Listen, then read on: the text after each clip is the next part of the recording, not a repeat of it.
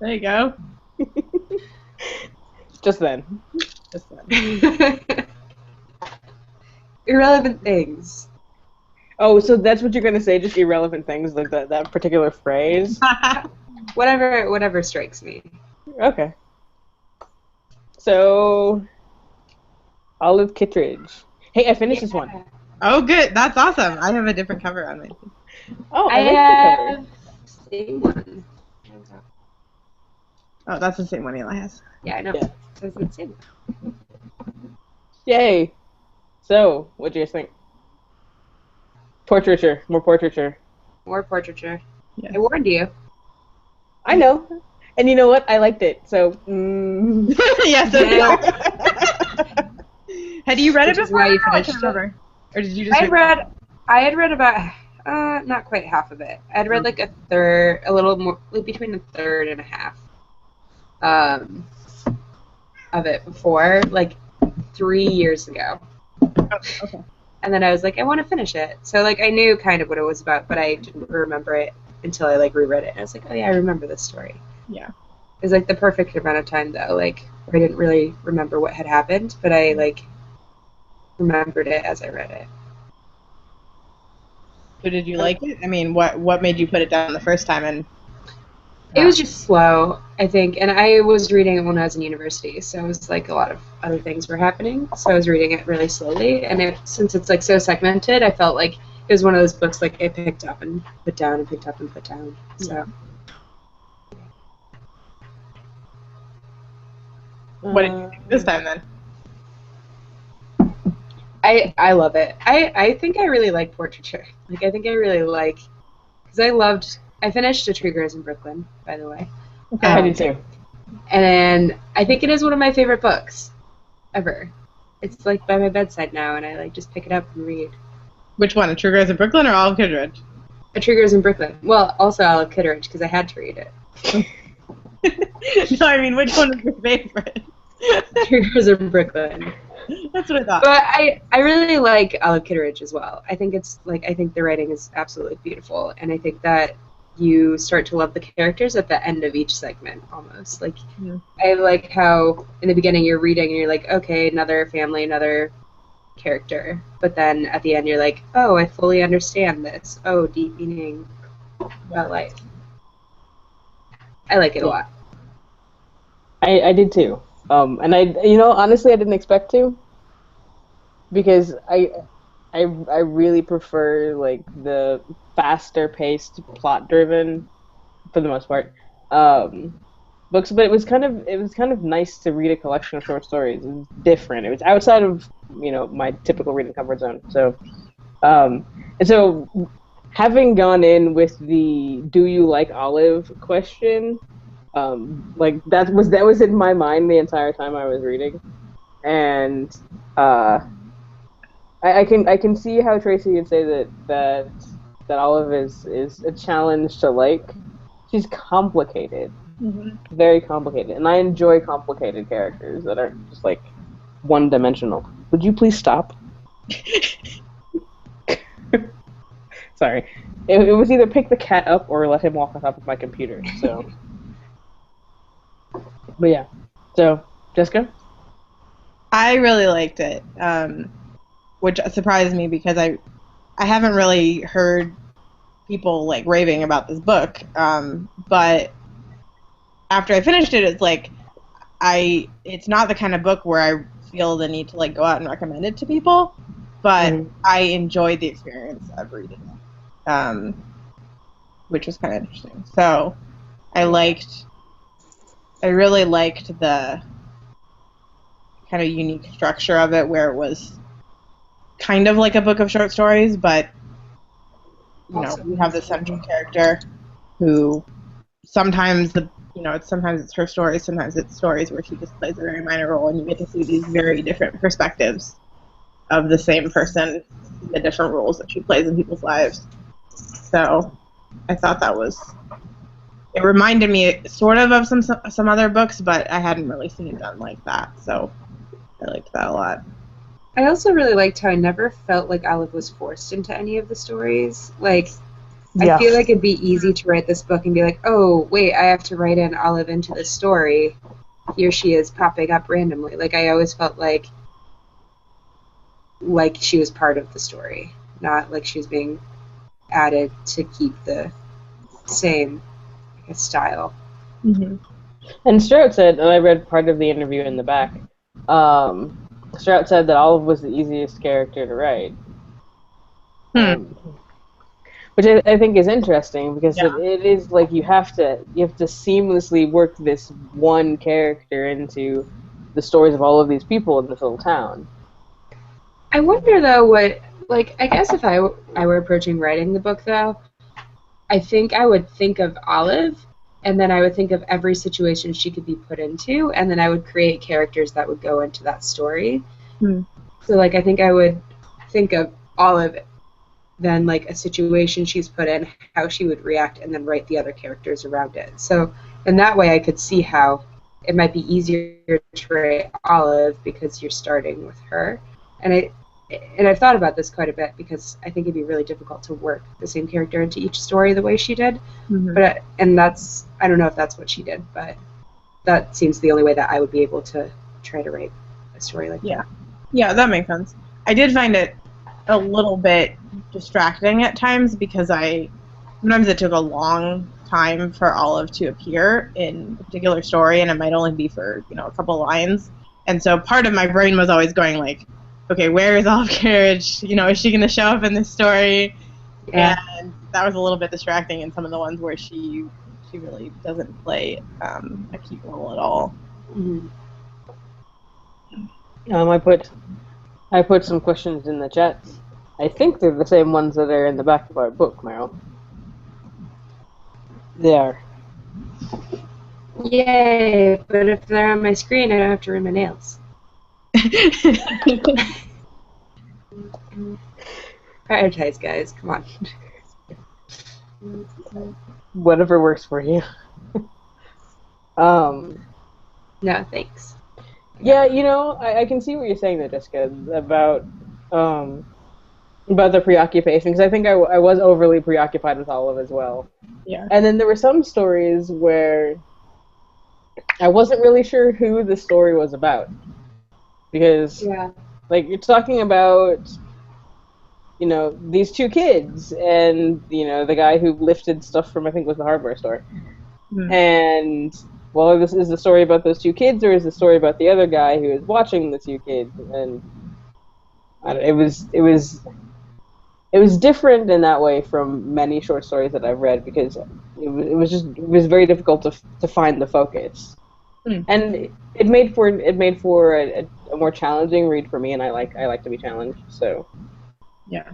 I really liked that, though, because I felt like, and maybe this is just the case with character-driven books, because I felt this about the last one too, but I think it's really nice to read those stories, because I feel like the characters are more believable, and I feel like I can see them as real people, which helps me follow the story more and be more engrossed in the world, because I see this as a full town, and I see all of the parts as moving, as opposed to, like, specifically, like, I'm thinking in a lot of the YA that I read, it's like one character throughout, or two characters throughout, by one perspective.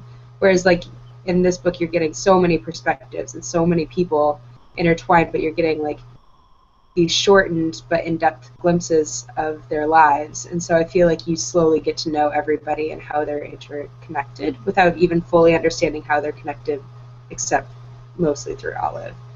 So I feel like in that sense, like, I felt like I was reading about something that I could actually believe. Yeah, I actually had the thought, I think after I finished and I was thinking back over the book, like, is Olive Kitteridge the main character of the book, or is the town the main character of the book, and that she's just a way to explore the town and to get at all those different stories? I thought the same thing. I think I was reading something about it. A similar conversation about. Well, isn't it? Wasn't that kind of the same with the Intriguers in Brooklyn too? Kind of, but Francie is obviously the main character of that book. Yeah. Right. Pam is on her way. Oh, good. by the way. So Yay! Book club. We should make a secret password. Why? Why? It's a club, and I like passwords. French the llama. There you go. Which is actually the password to the Nerdfightary online book club email that I haven't checked in a really, really long time. Okay, Wait, is that all caps or all lowercase, or where the cap? I need to know the specifics of this if I'm going to be a real member of the club. I think it's all lowercase. yes. That's easy. Yeah, I haven't. Once I got the YouTube channel hooked up to my account, to my primary account, then I was like, oh, whatever. Oh, you know what? We're live on the internet. Yeah, I was gonna say you're gonna have to change that password now. Yes, I am. I'm going to do that right now. Oh, man. Shoot.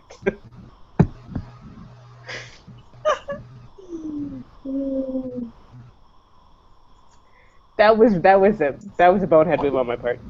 I wondered if you didn't realize that when you said it. I'll resume password talk after we're off air. That's probably wise. Yes. I'll take part of the blame. Now if I can figure out. Oh. We can keep talking while I mess with this. Okay. So let's talk about if you like all of Kitteridge. Since that was the question that we had going into this book. I like number 4. Okay, we can talk about a different question. Fine. Wait, what question were we talking about? Number 1. One. We talked about that last time, about how the first question was going to be, do you like all of Kitteridge? And then Hila and I both said we went into the book thinking about that. I thought we had talked about it and then moved along. Number 1. Okay. We can talk about number 4. Whatever. No, we can get to it. Let's start with number 1. Do you like Olive Kitteridge?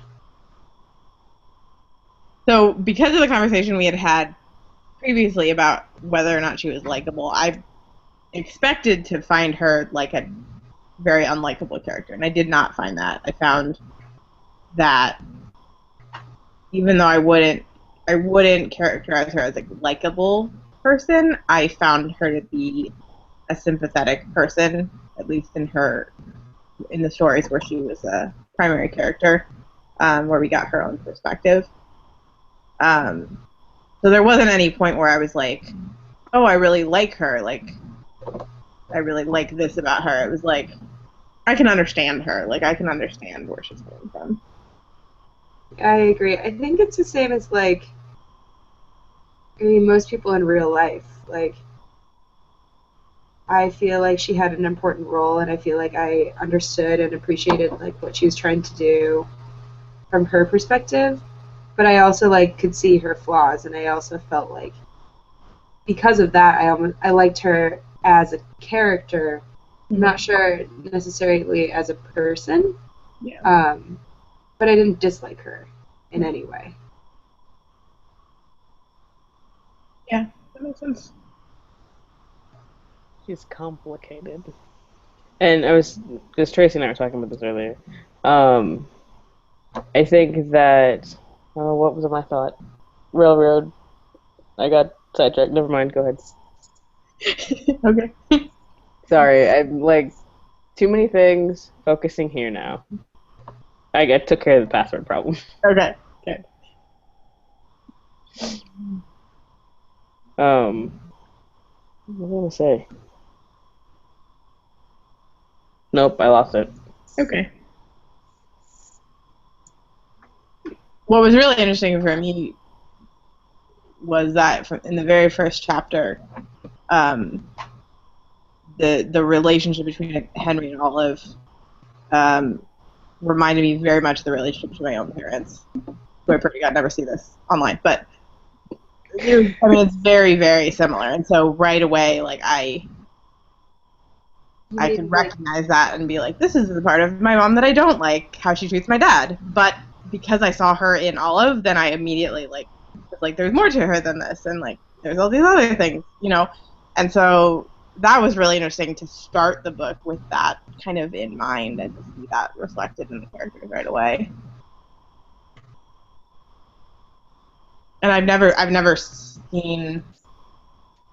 read a depiction of a couple that reminded me so much of my parents.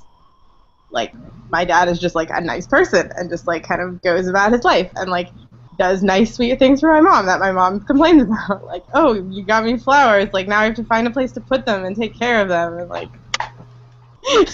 like, yeah, this is exactly it.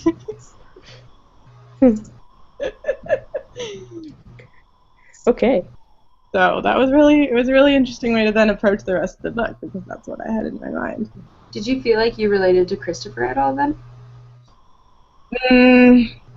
Yeah, actually, in the scene where they have the big fight, where she goes to visit, and then she's like, I want to leave now. And then, okay, like, you can leave. And she's like, are you kicking me? I'm like, yeah, you don't get to just throw a fit and like blame everything on everybody else when everyone is trying to be accommodating to you. So yeah, in that sense I did kind of recognize that relationship.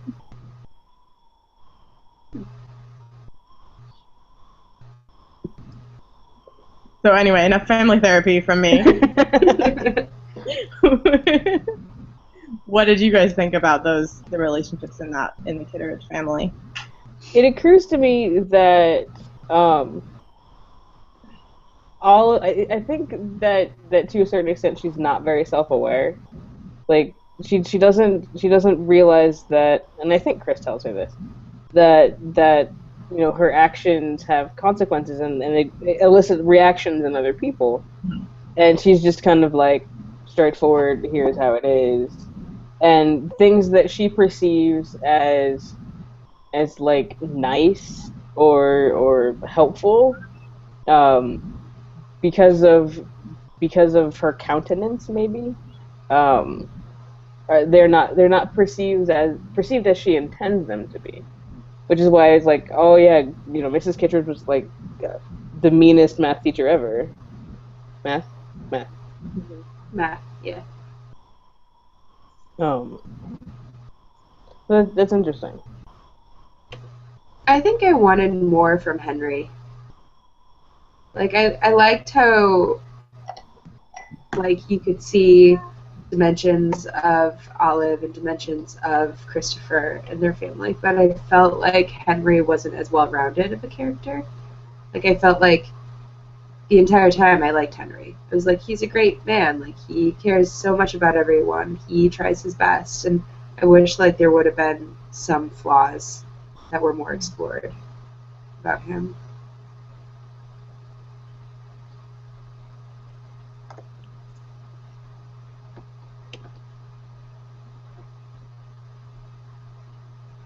Not sure.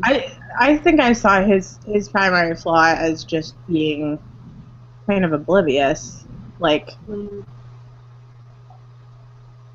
he kind of just like goes about his work and like sees his family as just like one compartmentalized part of his life, and then like way after the fact realizes like, oh, I think maybe Olive was in love with that guy that she worked with, but like it just totally like went by him while it was going on, and he didn't really seem to be that invested in learning more about Oliver Christopher.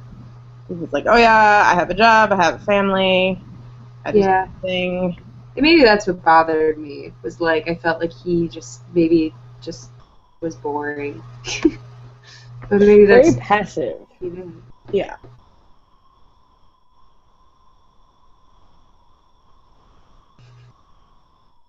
Did we? Hey, Pam. All right.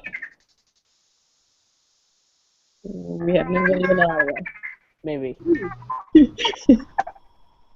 I feel like it's a like one of those old computers old computer movies. Yeah. Yeah. Or like an episode of Doctor Who when they're trying to translate alien messages. Make the TARDIS work. Okay, but we don't. Oh, okay. So we've got no video for him. That's okay. We can't hear you though.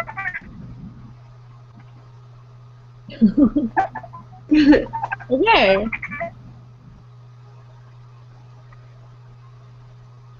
So instead, we'll just get lovely feedback every time we get to you.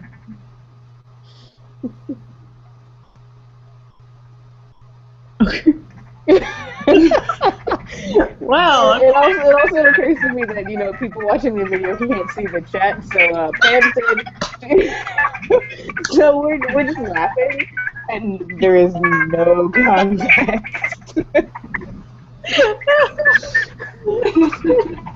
okay, so Pam has no video, no audio, and minimum typing ability.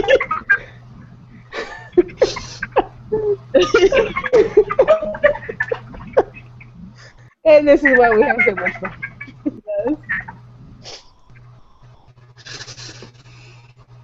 Yes. Yes, I understand that.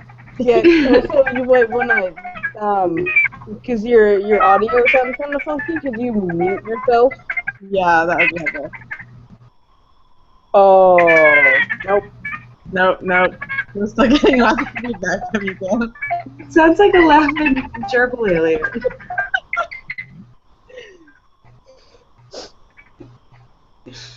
Okay. Nope, still going. Hey, There we go. Okay. Now we won't get it. So Nope. Nope, it's still there. No.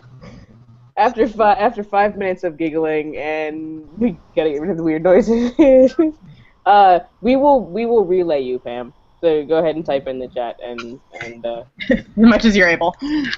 yeah. Yeah.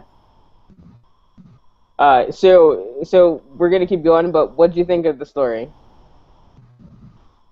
So that we can. Okay, so Pam liked it. Yay! So I think this is the first book. Is it the first book that we read that everybody liked? No, it can't be. Did everybody like Tree Grows in Brooklyn? I thought so. Yeah, I did. It was a little slow starting for me, but by the time I got to the end, yeah, I enjoyed it. And I listened to the rest of the audio instead of reading the rest of it. So, okay. I retract my statement. That's okay. Oh, Pam said she didn't read it all. That's usually my line. To be honest. Okay. It's usually, I think, a shared sentiment, minus Jessica. Right. Oh, because I always finish the whole book? Yeah, I think you're the one who consistently finishes. Yeah. Okay. Are there any of the other questions? Any of the other questions you guys want to talk about? And Number 4. Number 4. I posted them again for Pam.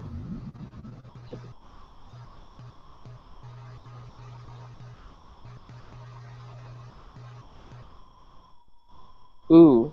Okay, so Pam says that the last story that she read was Ship in a Bottle, and that was her favorite.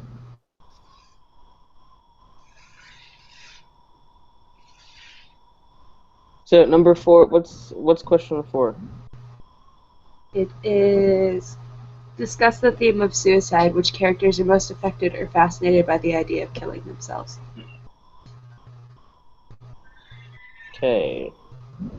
Okay, Meg. You know, jumping right into it. Did I understand correctly that the guy who wanted to kill himself in like the second chapter showed up later, who was like married and somebody's son? Was that the same guy?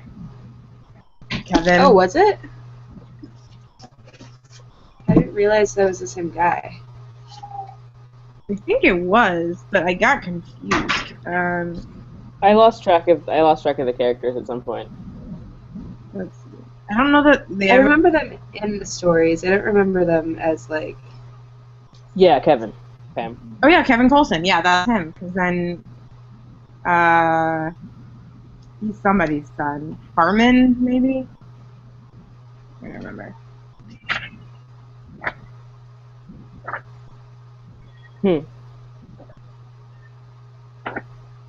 We need like a character list.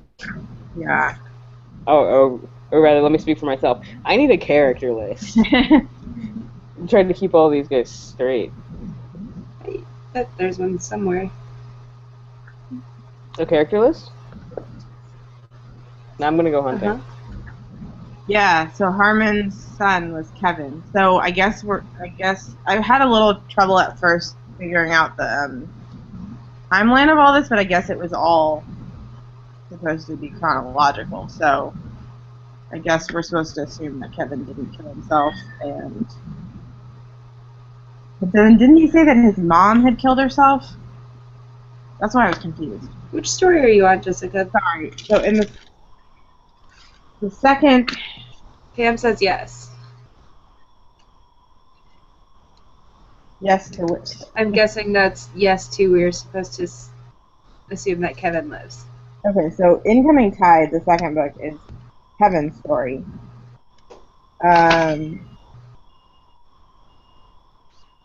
But he says something about his mom about killing herself. Kevin's mom killed herself. But then in Yeah, because they're talking about that in the car with Olive. yeah, but then in Starving, Harmon was still married. Like, his wife was still alive, which I thought was Kevin's mom. So I don't know what the timeline is supposed to be on those two stories. Okay, so Pam says that Kevin's mom killed herself and Olive's dad killed himself. Right. Yeah. Okay. So I guess my question is Bonnie, that's Harmon's wife, is that Kevin's mother? Or is Bonnie supposed to be his new wife after Kevin's mother kills herself?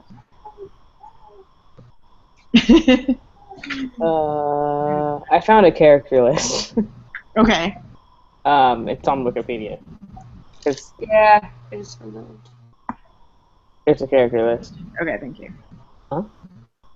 Let's see. What was Bonnie's last name? Because it's not showing up as Coulson. It says Kevin is one of Harmon and Bonnie's sons.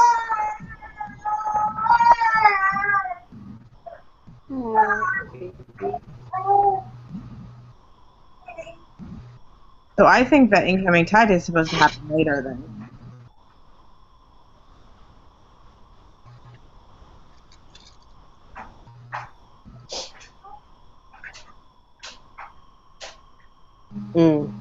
Okay.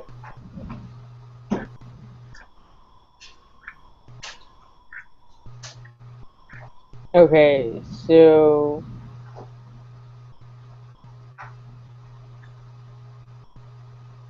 under foster connections, did we say this already? And I was like looking and didn't get it. Bonnie was Harmon's wife, and he eventually leaves her for Daisy. Right. So I wonder if we're supposed to assume that Bonnie killed herself because Harmon left her. Oh, hey. I never made that Even connection. though that happens in the opposite order in the stories. How strange over that. I have there's just a lot of things going on in these stories. It's These so, stories like, and in this complicated. discussion. Baby. Well, yeah. Pam says then it has to be basically that it has to be not chronological. Right. Yeah, that's what I think. But I think most of the rest of the stories are in chronological order. They seem to be, because Olive just kind of keeps getting older. Yeah, I think they don't, for the most part, don't really matter if they're chronological. That's true, except for maybe the ones where Olive is the main character. Maybe those are the Right. ones that are chronological, because the rest of them don't really matter.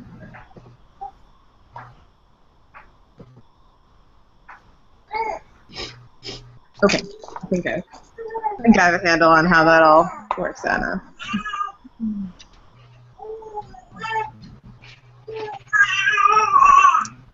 So he gets the baby soundtrack. Baby.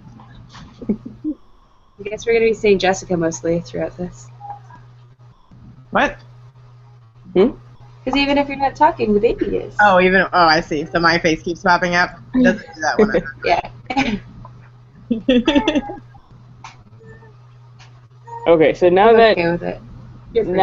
we have we've kind of figured out characters, do we want to return to the question Yes.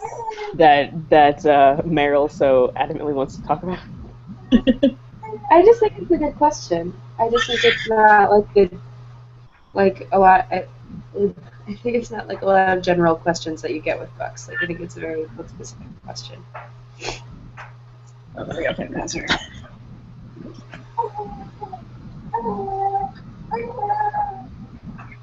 So what do you think?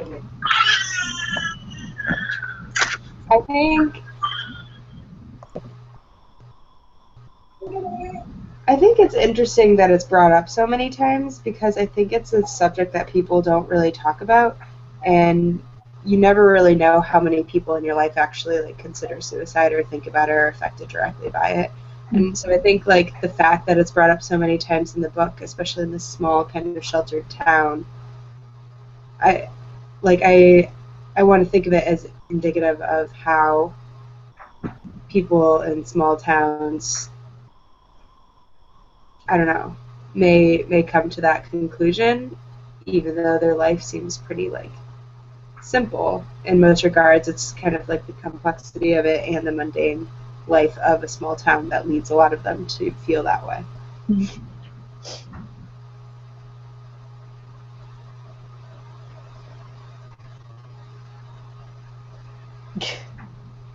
Oh, so this is interesting. In the in the back of my copy, there is a conversation with Elizabeth Strout and Olive Kitteridge, and so the way it's written, Elizabeth Strout asks Olive if she thinks that Patty Howe was trying to kill herself, and she frames it as because there might be some confusion about that, and Olive's response is, why in the world would Patty Howe be trying to kill herself? She has a lovely husband and is looking forward to a family, and she was picking him flowers. She also has a nice, smart mother, and if she was careless in getting too close to the edge of that drop-off, well, accidents happen frequently on these jagged coastline rocks. Kill herself? You're crazy. Also, Pam said that Olive is so blasé about suicide, in her opinion, while you were reading. Yeah, and I think she's also kind of her scope is rather limited. I mean, so Patty Howe was in Incoming Tide. Right. He falls off, and then Kevin dives in to save her. Yeah. So did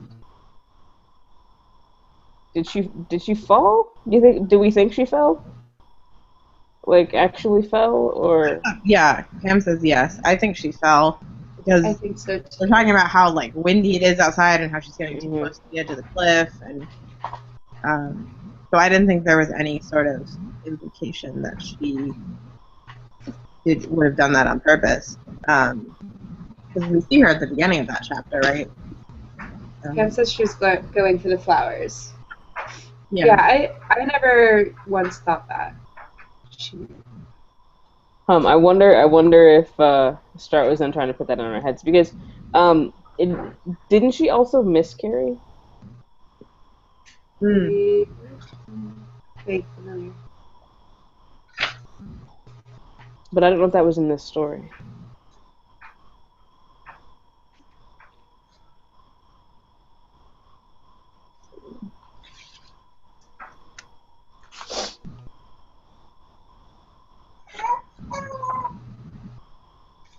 I don't know either.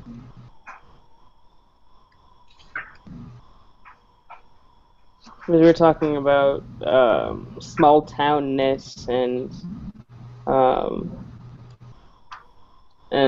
you know suicidal ideation in small towns.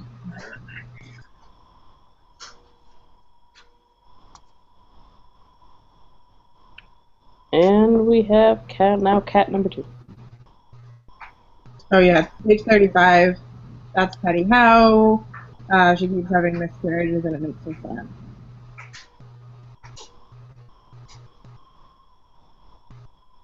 And then Olive says, I suspect I'll get her fixed up one of these days and then she'll be pregnant with triplets.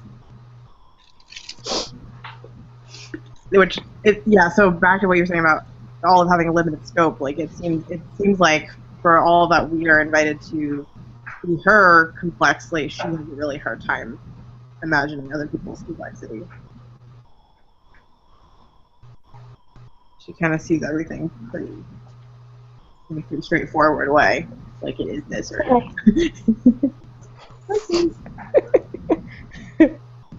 See you then. Yes. So I mean, I think that little bit of conversation between Elizabeth and Olive it raised some question. You know, like why would Elizabeth Stroud even write that question? Yeah, exactly. Yeah. It is. Authorial intent. Does it matter? Right. Oh, look! One of those early questions. Pam. No. I'm very adamant about that no there, Pam. All capital letters.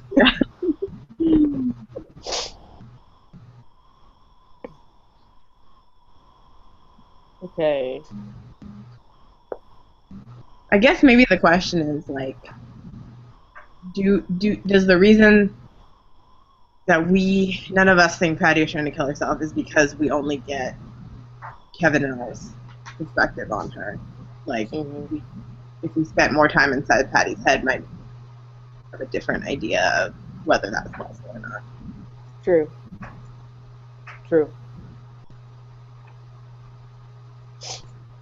Pam says the book belongs to the reader.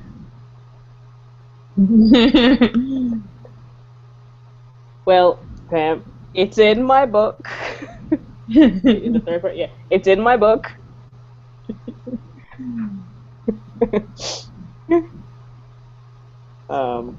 Yeah. Pam says I didn't read that far. Does Pam have it in the back? Pam, do you have it in the back of your book too? She hasn't read that. Yeah. Jessica, where'd you get your copy? Your copy's pretty. From the library. I actually read it on Kindle, so I got this from the library because I didn't think that the ebook I had put on hold was going to come through in time, and then as soon as I went to the library and checked this out that night, the Kindle copy came through, so I just read the whole thing on Kindle. Nice. I wish my library did ebooks.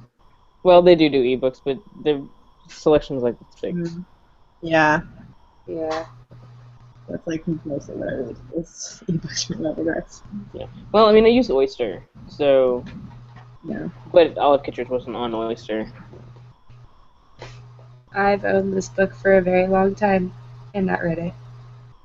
I got it, I think, from Barnes & Noble on one of those like 3 for $5 each or something deals. Oh, cool.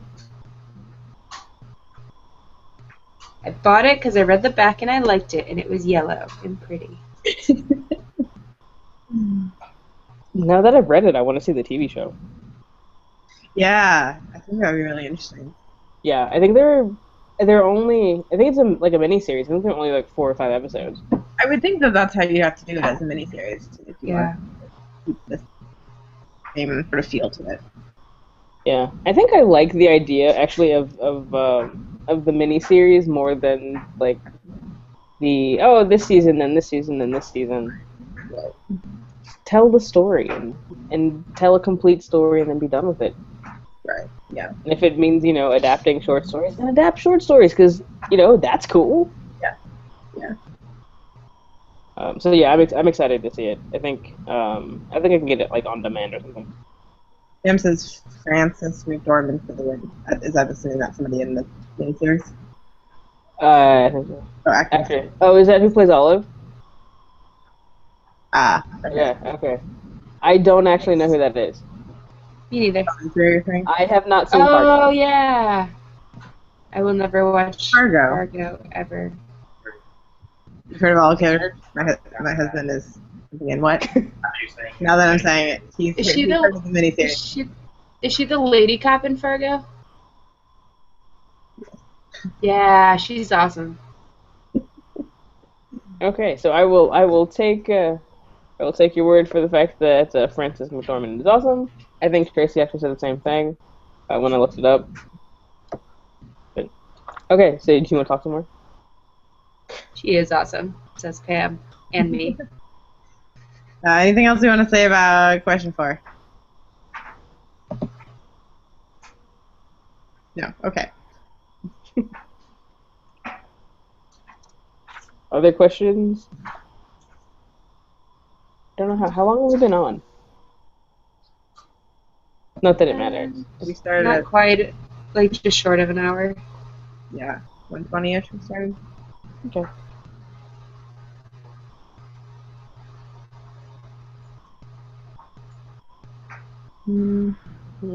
Any other questions that you see? There are a lot of them. Yeah, no, they're like 20 some 20-ish. 20 exactly. Some of them just seem weird to me, like number 8, like why do you think Olive is so keen on having a positive relationship with Suzanne? Like,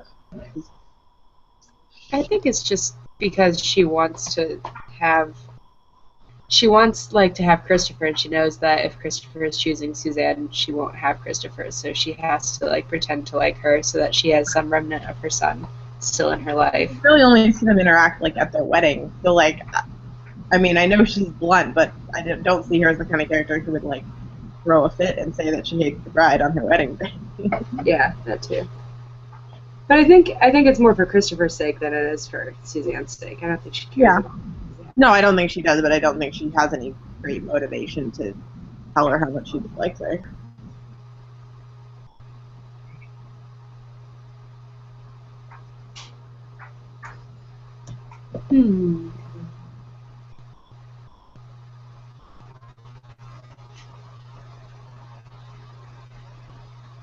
It's funny because I'm reading these questions and I never really paid attention to the titles of the stories while I was reading it.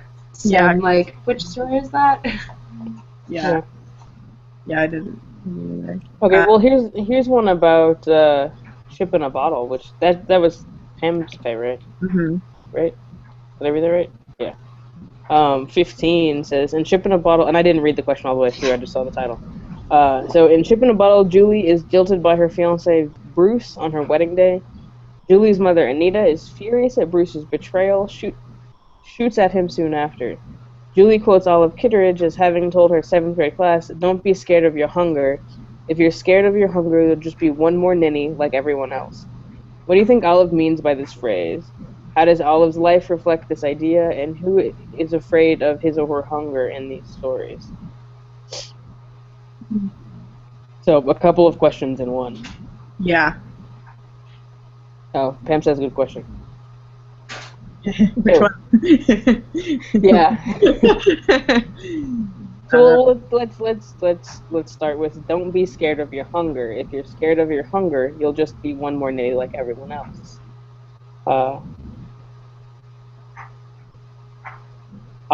Math teachers and saying weird things. I know some math teachers who say weird things too. So Pam says, "Don't be afraid of what you want?" Question mark. Yeah, I kind of see that as, I mean, given that we're looking at a small town and we've got people who are kind of dissatisfied with the smallness of their life, I guess. You know, I think that is meant to imply, like, don't just settle for whatever your life has become. Like, actually be intentional in making it what it is that you want it to be. At the end of the book, there was something that like stuck out where Olive was talking. What's his face? starts with a K. This is Jack Kennison. And he says, God, I'm scared. And she almost said, oh, stop, I hate scared people. She would have said that to Henry, to just about anyone, maybe because she hated the scared part of herself. This was just a fleeting thought. There was a contest within her, revulsion and tentative desire. Okay. I just thought that was interesting. Like it's one of the last things that the book says, like how scared Olive was to admit that she was scared. Yeah, I don't know that I see her living up to that. If that's what she meant by that quote, I don't think that she necessarily lived up to that. Except maybe at the very end, then she didn't go after someone she was. Maybe in all caps. Yes, I agree. Oh yeah, I agree that I don't think that she followed her own advice until the end either. What was the name of the other guy who the I think it was a teacher who expressed interest in her, but she was gonna run away with him. Yeah. Yeah. And then she has regrets, and I guess I get the impression that she doesn't remember screaming at Henry about it, where Christopher does. Yeah. Because it from I can't remember which story it was in, but one of the stories she talks about how she just kind of swallowed it all, and she went to work and she came home and made dinner and all of these things, and she kept doing the things that she'd always done, and then was like suffering internally. But when she went to visit Christopher in New York, he's like, and you were screaming at Daddy about all of these things, and yeah, that was one of those things that made me think of my mom, because like my mom would just kind of like keep it all bottled inside, and then she would occasionally just explode at everybody. And I don't think she even remembers that she did that while I was growing up. I think she just sees herself as somebody who just took it all on. And I saw that very much with Olive, and how Christopher remembers things that Olive doesn't remember about his childhood. Mm-hmm.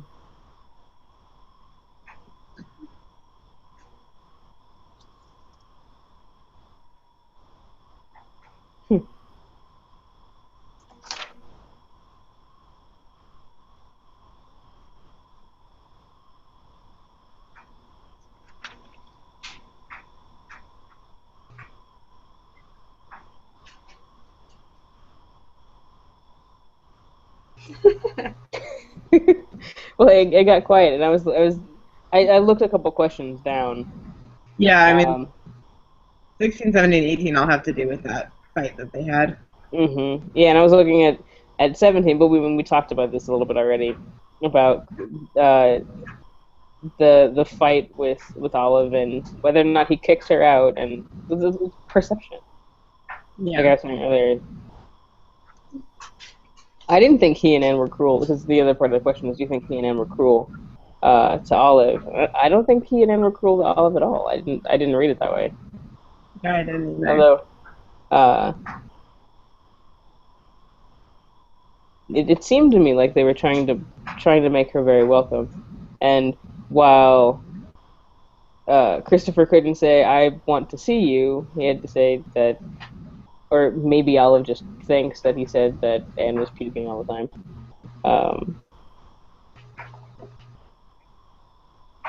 Clearly, they wanted her there. Yeah. I think she just kind of flips out when they talked about calling a car service for her instead of personally taking her, because she just decides the last minute, all of a sudden, like, oh, I want to leave early, and they're like, okay, we're not going to like drop everything we're doing and rearrange our day, but we will acquiesce if that's what you want to do. And she sees that as like being dismissive of her.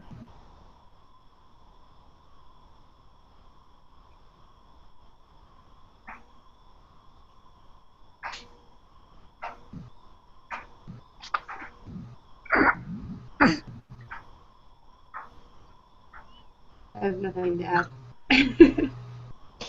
Baby! No! There you go. Baby is covered by our faces.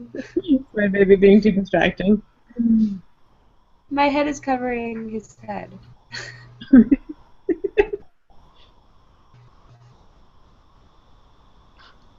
Oh. Anything else? Anything else you want to add, talk about?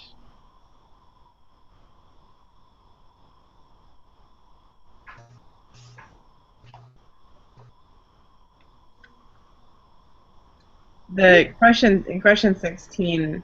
So there's this parenting book I really like called Parent Effectiveness Training that I'm rereading right now, and this is one of the things he talks about is like if you find something that your children do something that you find not acceptable, but you pretend like you are accepting of it, like they will just see you as being very fake and like they don't know where the boundaries are. And I see that kind of in this question where it's like Olive is not willing to stand up and be like, no, I'm actually not okay with you smoking a second cigarette, but then it all just kind of comes out where she's like, I can't do this anymore, like, and then they're like, where is this coming from? Because she wasn't willing. She wanted to pretend like she was really accepting and like, oh yeah, this is your life, do what you want, drink and smoke, and nothing bothers me, but it really did bother her, and consequences for that. I think that's like true with any relationship though, with anyone. Like Yeah. I think just like the idea of how much should you hold in and how much like I don't know, can you take until you like burst with everything before it's like, whoa, what happened? That's like just kind of a human condition. Yeah. I think in this kind of relationship, he feels obligated to be perceived as accepting and non-judgmental, but she really isn't.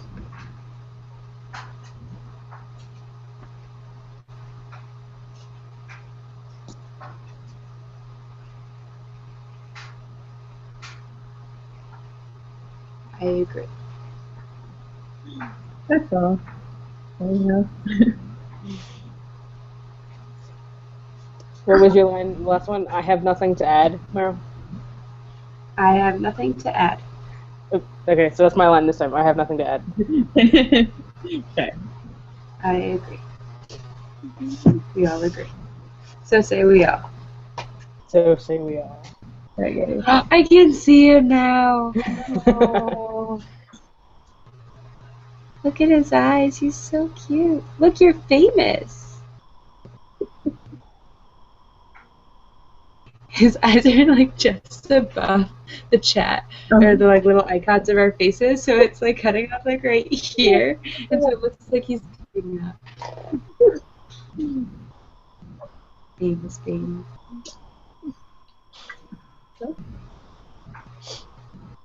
He's so cute. Alright. Do you want to call it? Yep. What are we reading next month? We are reading The Glass Castle next month. We've got it right here. Have it. Glass Castle. Syncope. Woohoo! I got I've mine. also had this one for a very long time. I think I got mine at an indie bookstore in La Masia, which is a very small community within the community where I live, which is really fun. I remember go indie bookstores. Sorry, go ahead. What? No, just go indie bookstores. That's all.